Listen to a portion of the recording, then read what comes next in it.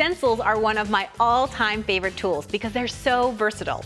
And on the layout that I'm sharing with you today, I've used stencils in two different ways. So I hope you'll enjoy playing with me as we put together this layout. So the first step is we're going to create that beautiful teal background.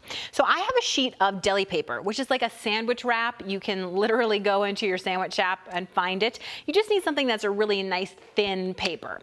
And then I'm going to take some fluid acrylic paint, and that's right, I'm dumping it directly onto the sheet of paper. Then I'm taking, it could be an old credit card, an old room key, and I'm simply going to scrape the paint on it. Now, why are we doing this instead of a brush? Well, the real reason is just because it makes sure that it's a very thin layer of paint. We don't want a thick layer of paint, so I'm really scraping it down. And I'm going to make sure to go all the way to the edges, absolutely here, and then I can apply more paint as needed, okay? Now, once that's completely covered and dry, it should look a little something like this one that I have here. You can see it's spotty, but it's just a nice thin coat of color.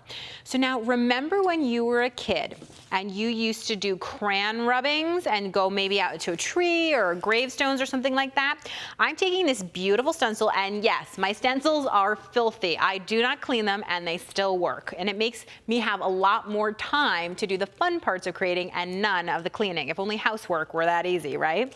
So what I'm going to do is I am actually going to take a little bit of tape. And I like to put a little tape here just to hold things in place. So I'm just going to go ahead and tape that down. And I'm using just a tape that's not going to stick to this permanently.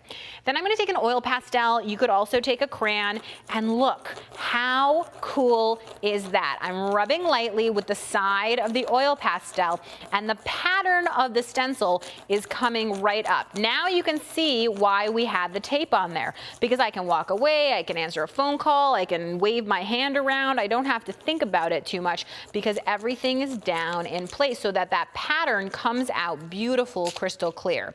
Now I do want to just mention why I chose this particular color. You can see I chose a highly contrasting and a lighter color. And that's one of the cool things that you can do, is that you can really get a lot of pattern on there in no time at all. This is probably the fastest stenciling that we've ever done, okay? So once this is completely stenciled and you're ready, then we're going to cut it down to put it onto our layout. So I simply peel off my tape, and I'm going to put away my stencil.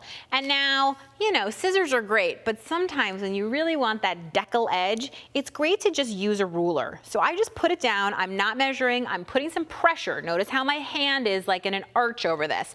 I'm going to pull towards myself, and that deli paper is so thin that it's going to rip beautifully. And then I'm just going to turn it, and I'm going to rip again. I'm just trying to rip it down to, I would say, a little bit smaller than 8.5 by 11, but again, this is not precise. This is eyeballing. This is totally fun and easy.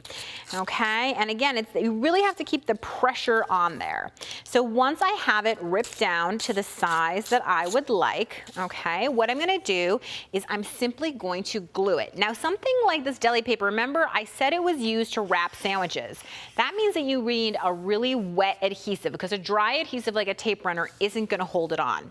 So what I'm going to do is I flipped it over to the back, and I have a nice wet adhesive, and I'm going to use that same credit card trick, that same room key trick to apply this. And this ensures that I don't get my paintbrush, you know, filled with glue. A lot of people like to use foam brushes or something like that, but then you have to throw them away because cleaning glue out of a foam brush is not fun. Whereas this, you just wipe off and it's clean. And notice how I go all the way to the edges, which is why I have put it onto this piece of paper so that I'm not at all worried about getting my surface dirty.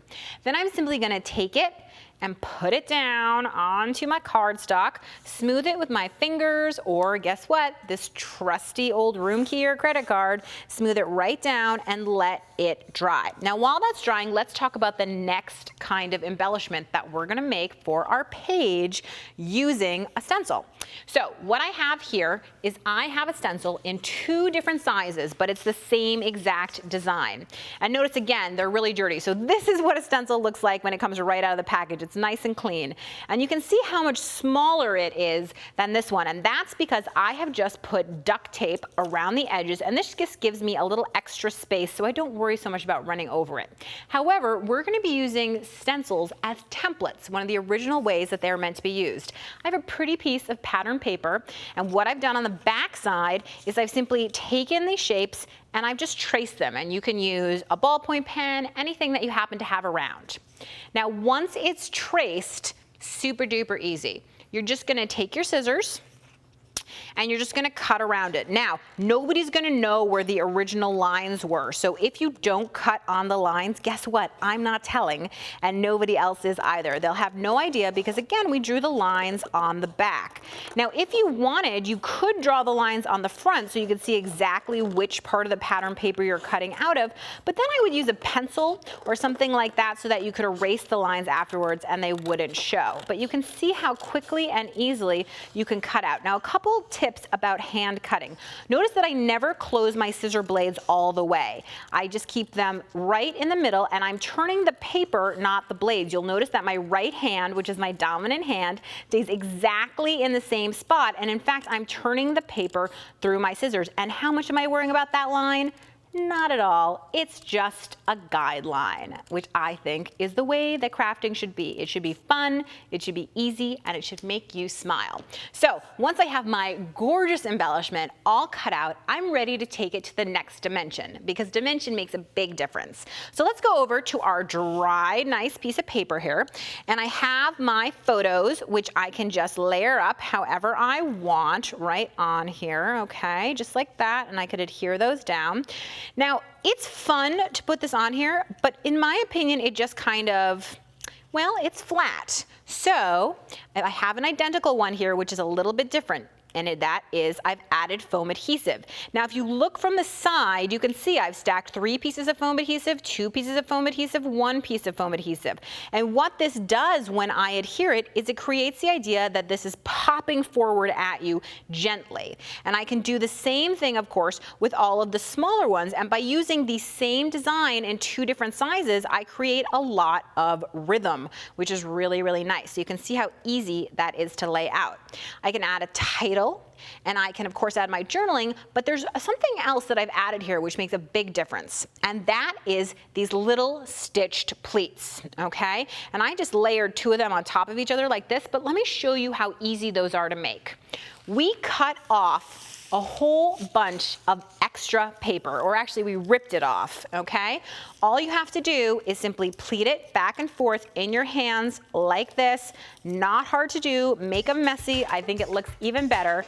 Run a stitch right through it, layer them on top, and let's take a look back at our finished layout. And you can see that the combination of 2 different ways of using templates plus the dimension, I think makes for a really beautiful and special layout.